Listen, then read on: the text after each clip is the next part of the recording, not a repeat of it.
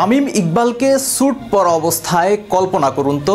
মাঠে বাংলাদেশ দলের জার্সিতে বছরের পর বছর দেখে আসা চোখ হুট করেই তামিমের এমন কর্পোরেট লুক দেখে চমকে যেতেই পারে। আজ চিদাম্বরম স্টেডিয়ামে তামিমকে দেখে তেমনই চমকে যেতে হলো। বাংলাদেশ দল টসের আগে ওয়ার্ম আপ করছিল। সাকিব আল হাসান, মেহেদী হাসান মিরাজ স্টেডিয়ামের ড্রেসিং রুম প্রান্তে, প্রেস বক্স প্রান্তে হাসান মাহমুদ, তাসকিন আহমেদ, নাহিদ রানা বোলিং করছিলেন।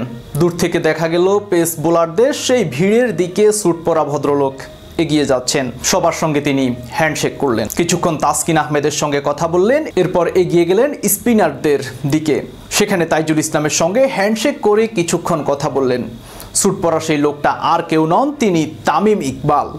ভারত সিরিজে আতহার আলী খানের সঙ্গে ধারাভাষ্যকারের ভূমিকায় তামিমকেও দেখা যাবে। এর আগে বাংলাদেশের ঘরের মাঠে অতিথি ধারাভাষ্যকার হিসেবে কাজ করেছিলেন তিনি। এবার পুরো দমে ম্যাচের গল্প বলার কাজটা শুরু করলেন।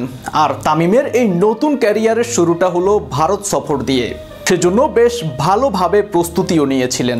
ধারাভাষ্যকারদের জন্য বিশেষ কোর্সও করেছিলেন গত কিছুদিন ধরে। এবার সেটি কাজে লাগানোর পালা। আজ টসের পর প্রেস বক্সের সামনেই স্টার স্পোর্টসের বিশ্লেষণী অনুষ্ঠানে দেখা গেল তামিমকে, পরে ধারাভাষ্য কক্ষে।